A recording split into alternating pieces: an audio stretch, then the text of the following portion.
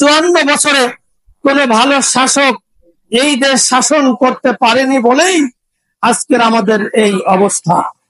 বাংলাদেশ চায় সামনের দিকে এগিয়ে যেতে, আর এক শ্রেণীর মানুষ চায় বাংলাদেশকে পিছনে নিয়ে যেতে। গত 15.5 বছর যারা দেশপ্রেমিক, ইসলামকে পছন্দ করেন, কাউকেই সঠিকভাবে কাজ করতে দেয়া হয়নি।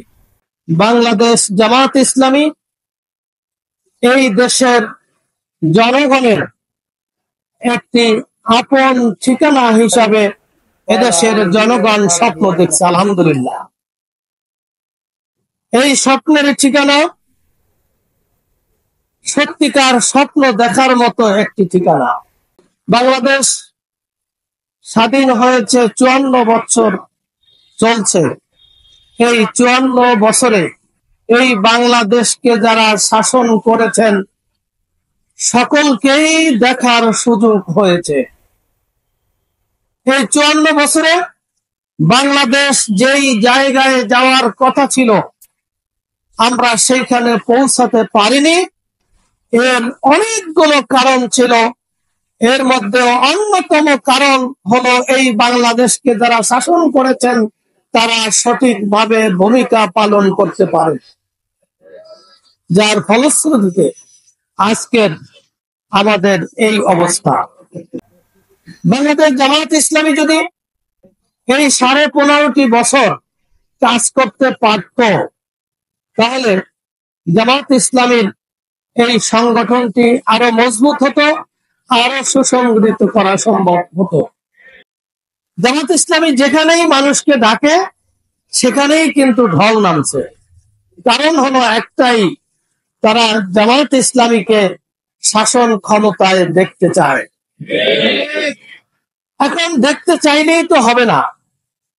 এই শাসন ক্ষমতায় জামাত ইসলামীকে নিয়ে যাওয়ার জন্য এই দেশের জনগণ চায়, পাশাপাশি কাজ করতে হবে, সকলকে ঐক্যবদ্ধ করতে হবে।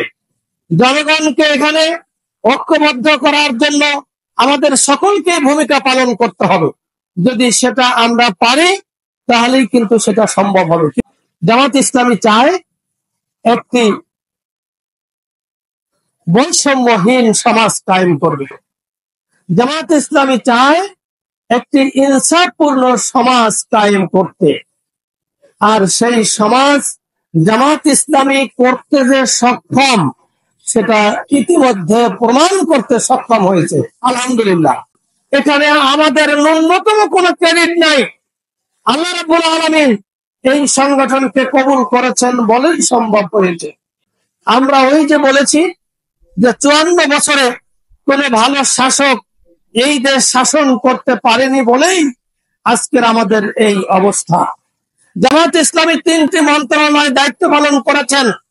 মন্ত্রী থেকে বিদায় নেওয়ার পরে এই দেশের কোন মানুষ, কোন সাংবাদিক কেউ প্রমাণ করতে পারেনি যে জামাত ইসলামের 2 জন মন্ত্রী 2 টাকার দুর্নীতি করেছে। এই জাতীয় লোক জামাত ইসলামী তৈরি করছে। এই লোকগুলোকে ষড়যন্ত্র করে হত্যা করা হয়েছে। বাংলাদেশ চায় সামনের দিকে এগিয়ে যেতে, আর এক শ্রেণীর মানুষ চায় বাংলাদেশকে পিছনে নিয়ে যেতে। আর এই সুযোগ বাংলাদেশে হবে না ইনশাআল্লাহ। যারা বাংলাদেশকে পিছিয়ে নিতে চায় তাদের পতন হয়েছে করুণ ভাবে। আমরা এই বাংলাদেশের ইতিহাসে দেখি নাই যে একটি সরকারের প্রধানমন্ত্রী সহ পুরো সরকার পালিয়ে যেতে বাধ্য হবে। শুধু তাই নয়, এরকম কোন ইতিহাস নাই, এরকম কোন নজির নাই যে জাতীয় মসজিদের খতিবকে পালিয়ে যেতে হয়।